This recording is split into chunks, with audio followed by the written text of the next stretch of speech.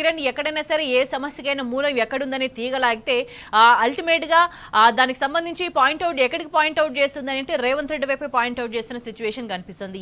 ఎటువంటి చర్యలకు పాల్పడ్డా, ఎక్కడ అక్రమాలకు పాల్పడ్డా, ఏం చేసినా, ప్రజలను ఎక్కడ ఇబ్బంది పెట్టినా కూడా దానికి అల్టిమేట్ గా కార్నర్ ఎక్కడ కనిపిస్తుందంటే తనకి, తన వాళ్ళకి, తన కుటుంబ సభ్యులకి, తన బంధు సపరివారానికి, తన మిత్రులకి లబ్ధి చేకూర్చే విధంగా మాత్రమే, తను అనుకున్న వాళ్ళకి, తన వర్గం వాళ్ళకి లబ్ధి చేకూర్చే విధంగా మాత్రమే ఆయన చర్యలు చాలా స్పష్టంగా కనిపిస్తుంది. అంటే ఈ మధ్య కాలంలో ఎన్నికల ప్రచారానికి పోయి కూడా ఆయన గెలవపోయినా నాకేం పర్వాలేదు అనే మాట మాట్లాడిండ్రు ముఖ్యమంత్రి రేవంత్ రెడ్డి. అంటే ఇదే తరహా వ్యవహార శైలి రాష్ట్ర పరిపాలనకు సంబంధించి కూడా ఆయన అవలంబిస్తున్నారని భావించాల్సిన అవసరం కనిపిస్తోంది. ఎందుకంటే రాష్ట్ర ప్రజలు ఎటుపోయినా పర్వాలేదు, రాష్ట్ర ఆర్థిక పరిస్థితి ఏమైపోయినా పర్వాలేదు, మా వాళ్ళ ఖజానాలు నిండితే చాలు అనే ఉద్దేశంలో రేవంత్ రెడ్డి వ్యవహార శైలి కనిపిస్తుందని భావించాల్సిన అవసరం ఉందా ఇవాళ?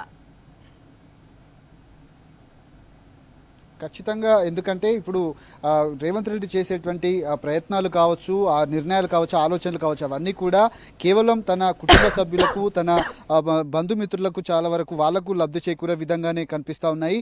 తిరుపతి రెడ్డికి సంబంధించినటువంటి ఒక భారీ ప్రాజెక్టు కూడా, ఏదైతే వాళ్ళ సోదరుడు ఉన్నటువంటి తిరుపతి రెడ్డికి కూడా ఒక భారీ ప్రాజెక్టు వచ్చినట్టుగా నిన్న మొన్నటి నుంచి పెద్ద ఎత్తున వార్తలు అయితే వస్తూ ఉన్నాయి.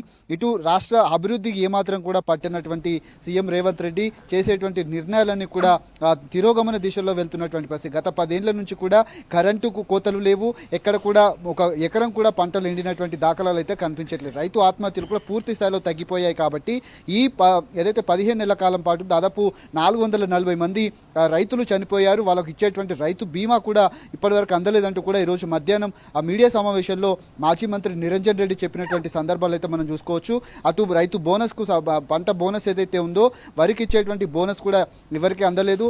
అటు పూర్తి స్థాయిలో రుణమాఫీ కూడా ఎక్కడ కూడా కాలేదు. 2 లక్షల రుణమాఫీ చేశాము, దసరాకు పూర్తవుతుంది, దీపావళికి పూర్తవుతుంది, సంక్రాంతికి పూర్తవుతుందని పండుగలు దాటేస్తున్నారు తప్ప రైతులకు రుణమాఫీ కాలేదు. ఆ రైతు రుణమాఫీ కాకుండా కూడా చాలామంది రైతులు ఈ రోజు కూడా దాదాపు 3-4 చనిపోయినటువంటి దాఖలాలు అయితే మనకు కనిపిస్తూ ఉన్నాయి.